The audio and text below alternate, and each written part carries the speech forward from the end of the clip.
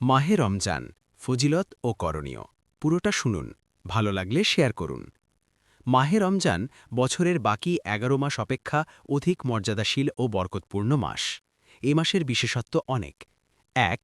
এ মাসেই মানুষ ও জিনজাতির মুক্তির সনদ কুরআন মাজিদ একত্রে লৌহে মাহফুজ থেকে প্রথম আসমানে বাইতুল ইজ্জতে অবতীর্ণ হয় এবং রাসূলে করিম সাল্লাল্লাহু আলাইহি ওয়াসাল্লামের নিকট সর্বপ্রথম এ মাসেই ওহী অবতীর্ণ হয়। কুরআন মাজিদে ইরশাদ হয়েছে, রমজান মাসই হল সে মাস যাতে নাজিল করা হয়েছে কুরআন, যা মানুষের জন্যে হেদায়েত এবং সত্য পথযাত্রীদের জন্যে সুস্পষ্ট পথনির্দেশ। ২। এ মাসে রহমতের দরজা উন্মুক্ত করে দেওয়া হয়। হাদিস শরীফে এসেছে, রমজান মাস শুরু হলেই রহমতের দরজা খুলে দেওয়া হয়। ৩। অন্য এক হাদিসে এ মাসের ফজিলত বর্ণিত হয়েছে যে, রমজান মাসের শুভাগমন উপলক্ষে জান্নাতের দরজাসমূহ উন্মুক্ত করে দেওয়া হয় এবং জাহান্নামের দরজাগুলো বন্ধ করে দেওয়া হয়, আর শয়তানকে শৃঙ্খলাবদ্ধ করা হয়। ৪। এ মাস জাহান্নাম থেকে নাজাত লাভের মাস, সুতরাং বেশি বেশি ইবাদত ও ইস্তেগফারের মাধ্যমে মুক্তির পারোয়ানা লাভের করার এটিই সুবর্ণ সুযোগ। হাদিস শরীফে এসেছে, আল্লাহ তাআলা প্রত্যহ ইফতারের সময় অসংখ্য ব্যক্তিকে জাহান্নাম থেকে মুক্তি দিয়ে থাকেন। ৫। ব্যবসায়ী মহলের একটি বিশেষ মৌসুম থাকে যখন তাদের ব্যবসা হয় খুব জমজমাট ও লাভজনক। সে মৌসুমে বৎসরের অন্য সময়ের চেয়ে অনেক বেশি আয় হয়। আখেরাতের ব্যবসায়ীদের জন্যে আখেরাতের সওদা করার উত্তম মৌসুম হল এই রমজান মাস, কেননা এই মাসে প্রতিটি আমলের অনেক গুণ বেশি সওয়াব পাওয়া যায়। নবী করিম সাল্লাল্লাহু আলাইহি ওয়াসাল্লাম ইরশাদ করেন, রমজানের উমরা হজ সমতুল্য। রমজান মাস রহমত, বরকত, মাগফিরাত, জাহান্নাম থেকে মুক্তি ও জান্নাত লাভের মাস। তাই এমন মাস পেয়েও যে ব্যক্তি স্বীয় গুনাহ মাফ করাতে পারল না, তার জন্যে স্বয়ং জিব্রাইল আলিহিসাল্লাম বদদুয়া করেছেন এবং নাবিজি রহমাতুল্লিল আলামিন হয়েও আমিন বলে সমর্থন জানিয়েছেন। হাদিস শরীফে এসেছে, নবী করিম সাল্লাল্লাহু আলাইহি ওয়াসাল্লাম মিম্বরে উঠে আমিন আমিন আমিন বললেন। তাকে বলা হল, হে রাসূল, আপনি তো এরূপ করতেন না। নবী সাল্লাল্লাহু আলাইহি ওয়াসাল্লাম ইরশাদ করেন, জিব্রাইল আমাকে বললেন, ওই ব্যক্তি ধ্বংস হোক যে পিতামাতা উভয়কে অথবা একজনকে পেয়েও তাদের খেদমত করে জান্নাতে প্রবেশ করতে পারল না। তখন আমি বললাম, আমিন। অতঃপর তিনি বললেন, ওই ব্যক্তি ধ্বংস হোক যার নিকট আমার নাম আলোচিত হল অথচ সে আমার উপর দুরূদ পড়ল না। আমি বললাম, আমিন। জিব্রাইল আবার বললেন, ওই ব্যক্তি ধ্বংস হোক যে রমজান পেয়েও নিজের গুনাহ মাফ করাতে পারল না। আমি বললাম, আমিন। আল্লাহ তাআলা আমাদের সকলকে রমজানের হক আদায় করার তৌফিক দান করুন এবং নবীজির অভিসম্পাদ থেকে রক্ষা করুন। আমিন। রোজার ফজিলত। প্রত্যেক নেক আমলের বিভিন্ন ফজিলত ও সওয়াব রয়েছে, যা দ্বারা মহান রব্বুল আলামিন আমলকারীকে পুরস্কৃত করবেন। কিন্তু রোজার বিষয়টি একেবারেই স্বতন্ত্র, কারণ রোজার বহুবিধ প্রতিদান ছাড়াও এই বিষয়ে একটি অতুলনীয় ঘোষণা রয়েছে।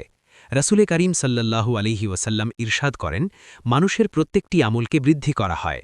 একটি নেকি বা সওয়াব ১০ গুণ থেকে ক্ষেত্রবিশেষে ৭০০ গুণ পর্যন্ত বৃদ্ধি করা হয়। আল্লাহ তাআলা ইরশাদ করেন, কিন্তু রোজার ব্যাপারটি ভিন্ন, কারণ রোজা আমার জন্যে, তাই রোজার প্রতিদান আমি নিজেই প্রদান করব। এ হাদিসে দুটি বিষয় প্রণিধানযোগ্য। ১। রোজা ছাড়া অন্যান্য সব আমলের সওয়াব বৃদ্ধির ব্যাপারে একটি সুনির্দিষ্ট নীতিমালা রয়েছে, তা হল ১০ গুণ থেকে ৭০০ গুণ পর্যন্ত। এটি সাধারণ নিয়ম। আল্লাহ তাআলা চাইলে বিশেষ ক্ষেত্রে এর চেয়ে বেশিও প্রদান করতে পারেন, তবে সাধারণত সব আমলের সওয়াব এই নীতির মাধ্যমেই নির্ণীত হয়। কিন্তু রোজার বিষয়টি স্থানত্র, কারণ এর সওয়াবের নির্ধারিত কোনো সীমারেখা নেই, বরং আল্লাহ তাআলা নিজেই এর সওয়াব প্রদানের ঘোষণা করেছেন। এর পরিমাণ যে কত হবে তা একমাত্র তিনিই জানেন।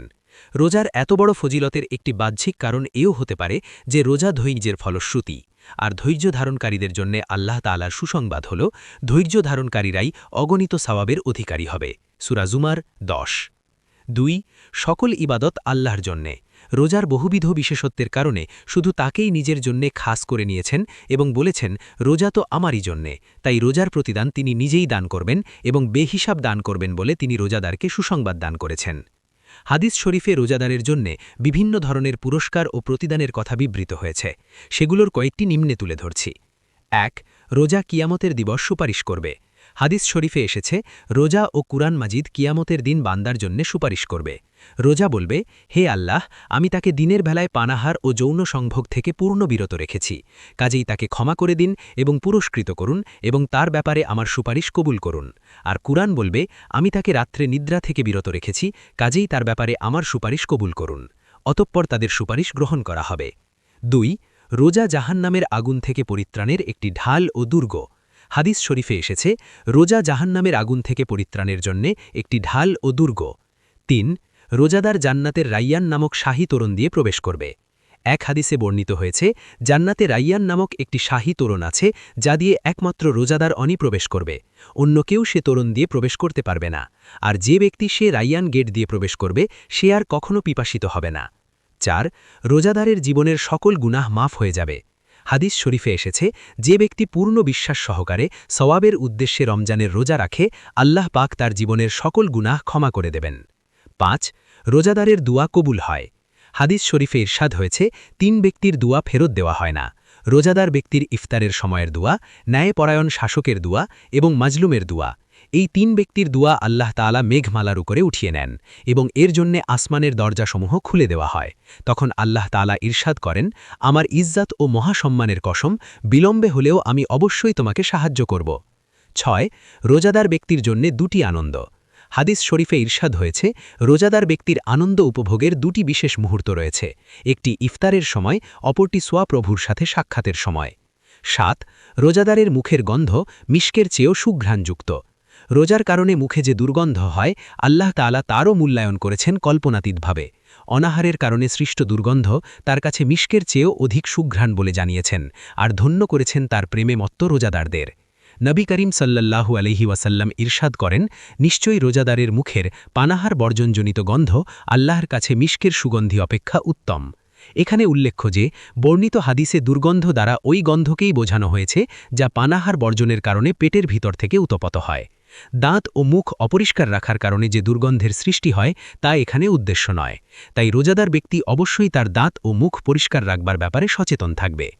১ মাস রোজা রাখা সম্ভব হলে ইনশাআল্লাহ আল্লাহ তাআলা আমাদের সকলকে তাকওয়া ও সংযমের মহামূল্য সম্পদ দান করবেন, যার মাধ্যমে ইহকালীন ও পরকালীন প্রভূত কল্যাণের দ্বার উন্মুক্ত হবে। আল্লাহ তাআলা আমাদের তৌফিক দান করুন। আমিন।